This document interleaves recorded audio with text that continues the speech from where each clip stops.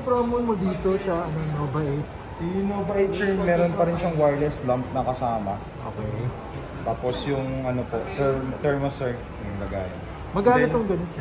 1999 sir, naka 12 months po siya cylinder. Maganda ba camera nito? Yes po. Naka 64 megapixel na yan sir. Main camera. Okay. For quadruple camera ba? Yes po. For quadruple camera.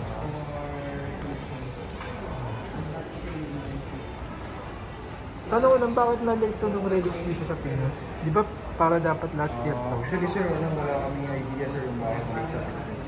Ganoon naman sir pag global medyo na late talaga. Lalo na pag Philippines po.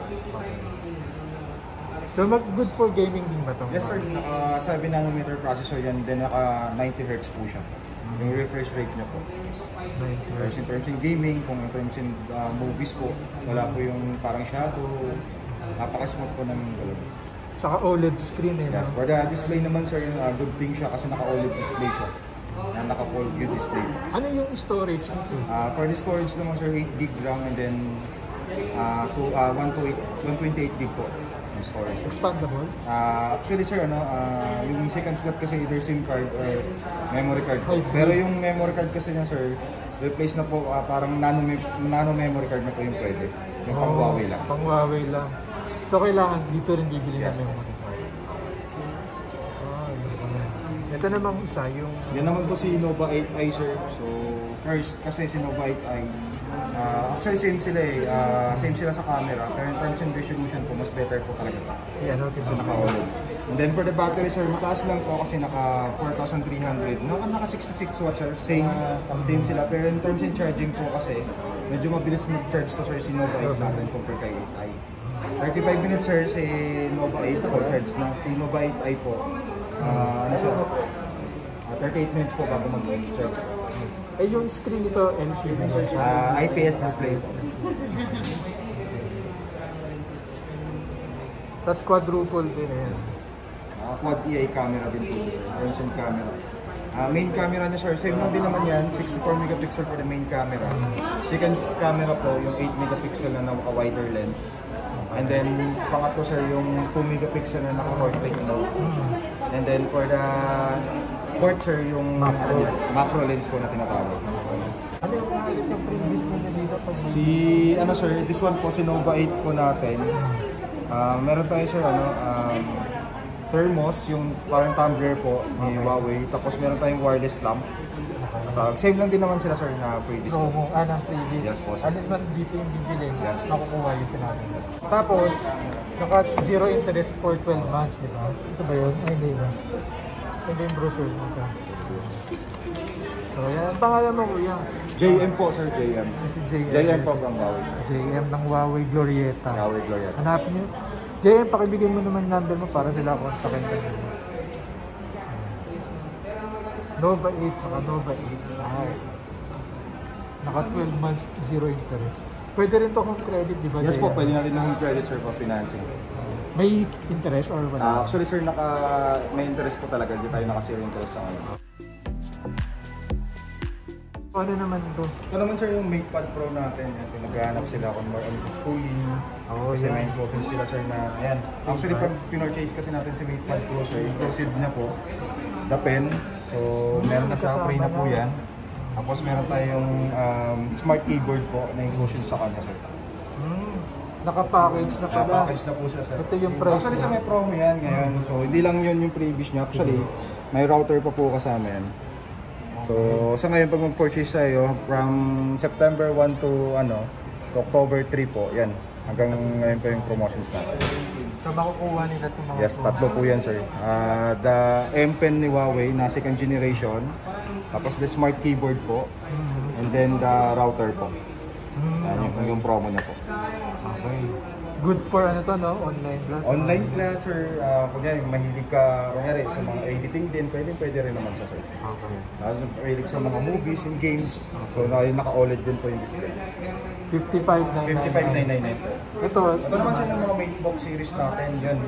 Kung naghahanap kayo, uso ngayon kasi sir yung mga mga online study or kaya work from home, yan magagamit nila sir. Ito yung MateBook 14 natin sir, naka-promo din yan. So MateBook 14 na R5, 8GB RAM, tapos 512 per SSD. So yung price niya po is 50,999. Naka high performance po ito. So good for gaming. So sa lahat po ng gumagamit ng mga matataas na task, pwede po ito. Video editing. Video editing sir, yes. Mga AutoCAD, yes, pwede po. So naka-promo din ba ito ng 12 months? Yes, naka 12 months. Halos lahat naman sir ng units ng Huawei po naka 12 months po tayo. Okay. Ito naman sir yung MateBook D14 naman. So in terms in D-series naman kasi sir, parang ito yung mga mid-range laptop ni Huawei. Kumbaga sir sa mga MateBook series, ito yung mga flagship MateBook ni Huawei. Ito available dito sa inyo? Yes po, available po sir. Dalawang model to sir. Meron tayong Core i5, 42,999, then Core i3, 32,999 po. Depende Tapos, sa price. yes po. For the specs naman sir, i3 and then 8GB RAM yung i3, tapos 256GB yung SSD. For the second naman sir, meron tayong Core i5 na D14 din, 42,999 yung Core i5 po. Specs niya sir, 8GB RAM tapos 512 SSD na po yun. Mas malaki storage. Yes po, naka 12 months po. And then yung promo po, yun, free Huawei router po, then Huawei backpack sir. Okay.